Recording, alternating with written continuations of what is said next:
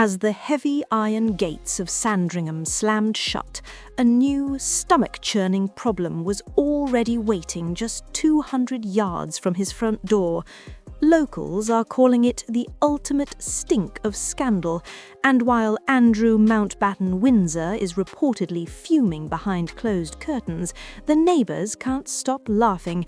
It's a visual insult so pungent it's captured the world's attention, leaving everyone asking the same thing. Was this a routine farm task or a calculated public message from the king himself? The fall from grace was already steep, but nobody expected it to be this literal.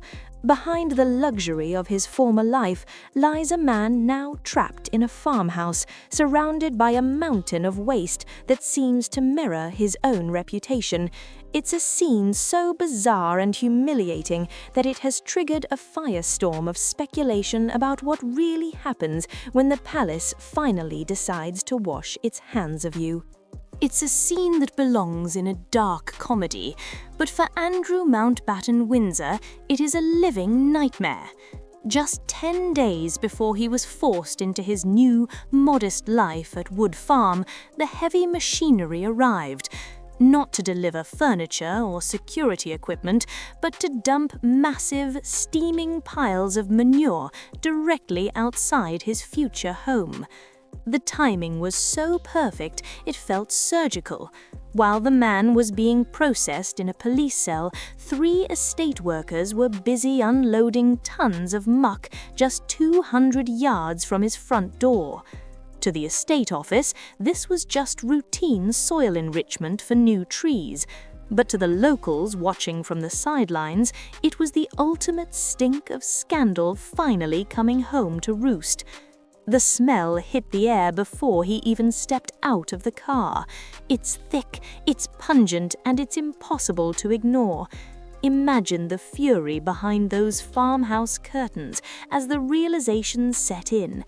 He isn't just being sidelined, he's being buried in a visual and literal metaphor for his destroyed reputation. Wait until you hear how the locals reacted. One resident told reporters that the whiff around him has been there for years, so it's only fitting he finally has to live in it. It's a level of public humiliation that even the most seasoned royal watchers didn't see coming. But as the laughter from the village grows louder, a much darker reality is settling in behind those farm walls, because the smell isn't the only thing he's trapped with. The freedom he once took for granted has been replaced by a set of rules so restrictive they make a prison cell look spacious. The walls of Wood Farm haven't just become a shelter, they've become a cage with invisible bars. For a man who spent decades flying the world and commanding luxury, the reality of his new existence is a brutal, cold shower. Reports have surfaced that the freedom Andrew Mountbatten-Windsor once enjoyed is officially dead. Think about this. His favorite escape, the one thing that still gave him a sense of status, has been snatched away. He is reportedly banned from horse riding. It sounds minor until you realize that for him, riding was his last remaining shred of public dignity. But the palace knows the optics of him galloping across the estate while a police probe intensifies would be a PR suicide mission. So he sits, he waits, and the rules only get tighter from there. He reportedly cannot leave the Sandringham grounds without a chaperone. He can't just go for a drive. He can't just clear his head. He is a man who requires clearance for his own movements, effectively turned into a ghost within the king's private estate. Every visitor who wants to see him, they have to be approved in advance. But it's the psychological weight that's the real kicker. Imagine the silence of that 5-bedroom house, far from the 30-room palace he used to call home. No staff, no grandeur, just the quiet realization that his world has shrunk to a few fenced-in acres. Yet even as he paces those floors, the true storm is brewing outside the gates, because while he's adjusting to his new chains, the authorities were busy conducting a high-stakes birthday surprise that would change the course of this investigation forever. Andrew Mountbatten-Windsor thought he was waking up to a quiet, lonely 66th birthday with his dogs, but the British police had a much more explosive celebration in mind. At exactly 8 in the morning, the silence of Sandringham was shattered by the arrival of 6 police cars and 15 officers.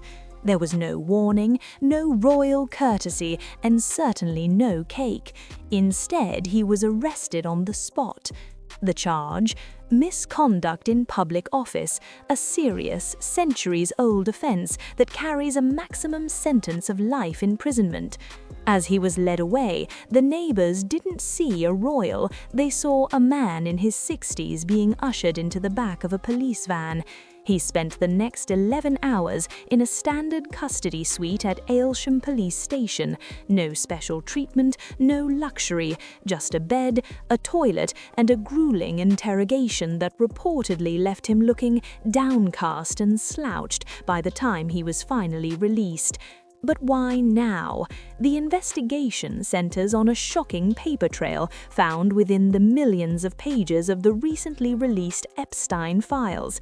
Prosecutors are focusing on emails that appear to show him leaking sensitive government documents to Jeffrey Epstein during his decade as a UK trade envoy. We're talking about confidential reports on official visits to Hong Kong, Vietnam, and Singapore, shared with a convicted sex offender just minutes after he received them. The betrayal of public trust is what has the authorities moving with such stealth, speed, and surprise. Even as he returned to the farmhouse under the cover of darkness, the police weren't finished.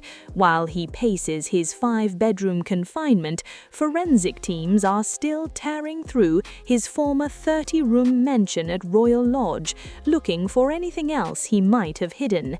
Yet, as the physical evidence piles up, a much more personal blow was being prepared behind the palace walls. Because the arrest didn't just trigger a legal crisis, it ignited a rare, high-stakes meeting that could see his name erased from the history books forever. While the walls of the farmhouse are closing in, a far more permanent erasure is being prepared behind the scenes.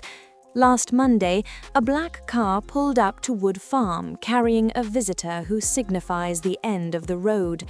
Richard Benyon, the Lord Chamberlain and the most senior official in the royal household, spent 2 grueling hours behind closed doors with Andrew Mountbatten-Windsor. This wasn't a social call. The Lord Chamberlain is the primary bridge between the King and Parliament, and his presence at the farmhouse has sent a clear message. The final thread connecting Andrew to the throne is about to be cut. Rumours are exploding that this meeting was the final warning for his removal from the line of succession. He still sits at 8th place, but the political pressure is becoming an avalanche. Prime ministers from across the Commonwealth, from Canada to New Zealand, have publicly stated that his position is deplorable and must be terminated. But the king isn't just moving against his brother. The fallout is burning through the next generation. In a move that has reportedly blindsided the family, a new palace directive has effectively iced out his daughters. Beatrice and Eugenie have been quietly informed they are not to join the royal carriage procession at Royal Ascot this year.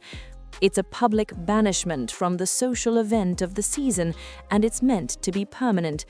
Even more chilling, reports claim that the future king, William, has instructed other family members not to be photographed with the sisters for the foreseeable future. The strategy is clear: total isolation. By distancing the monarchy from everyone carrying the York name, the palace is trying to cauterize the wound left by the Epstein files. For the sisters, it's a heartbreaking reality, paying the ultimate social price for a scandal that was never theirs to own. As the sun sets over the manure-covered fields of Sandringham, the man inside the farmhouse is realizing that he isn't just losing his freedom, he's watching his entire family legacy vanish into the Norfolk mist.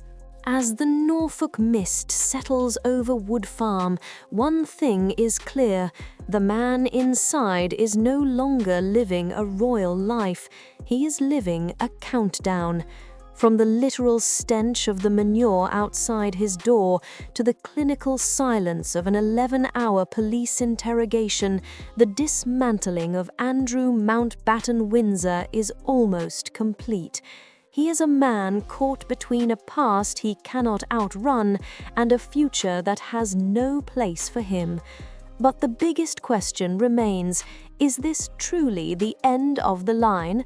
With the King distancing himself, Parliament weighing historic new laws, and even the Commonwealth realms signalling their support for his total removal from the succession, we are watching a constitutional execution in slow motion.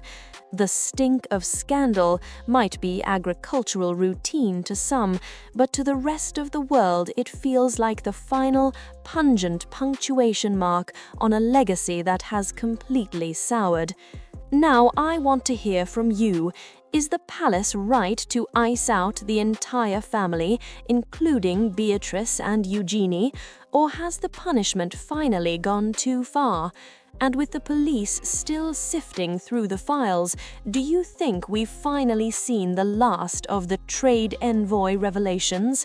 Drop your thoughts in the comments below. I read every single one. If you want to stay ahead of this story as the investigation hits the courts, make sure to hit that subscribe button and turn on notifications. You won't want to miss what comes next.